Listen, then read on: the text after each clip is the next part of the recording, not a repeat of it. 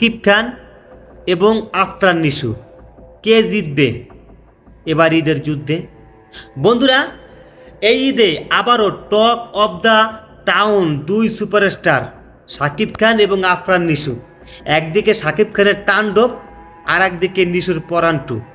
এখন প্রশ্ন একটাই, কে জিতবে এবার ঈদের যুদ্ধে? বন্ধুরা, শাকিব খান বাংলা সিনেমার কিং বলা হয়। তার ঈদের ছবি মানেই হলে ভিড়, দর্শকদের উন্মাদনা।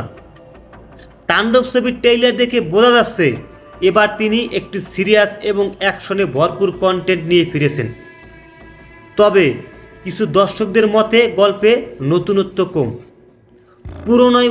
পুরনো ফর্মুলায় তিনি ফিরে এসেছে। অন্যদিকে আফরান নিশু ওয়েব সিরিজ আর সিনেমাতে ধীরে ধীরে জায়গা করে নিচ্ছেন। পরাণ সিনেমা দিয়ে তিনি বড় পর্দায় হিট।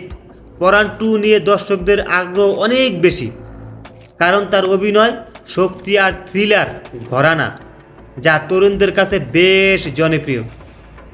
এখন বন্ধুরা, কথা হলো কে জিতবে এই ঈদে? সাকিবের ফ্যান ব্যাস বিশাল, কিন্তু নিশের কন্টেন্টগুলি মজবুত।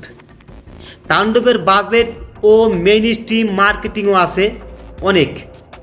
আবার পরাণ টু আছে কথার গল্প ও ডার্ক থ্রিলের জাদু। এই দুইটা আলাদা ঘরানার যুদ্ধ, একদিকে স্টারডম আর একদিকে অভিনয়। শেষ কথা বন্ধুরা, আপনি কি ভাবছেন? আপনারা কি ভাবছেন? শাকিব খান এবার ঈদ মাতাবেন নাকি নিশু বাজিমাত করবেন? কমেন্টে জানিয়ে দিন আপনার মতামত। সবাই ভালো থাকবেন, ভিডিওতে লাইক করে দেবেন, চ্যানেলটি অবশ্যই সাবস্ক্রাইব করে সাথেই থাকবেন।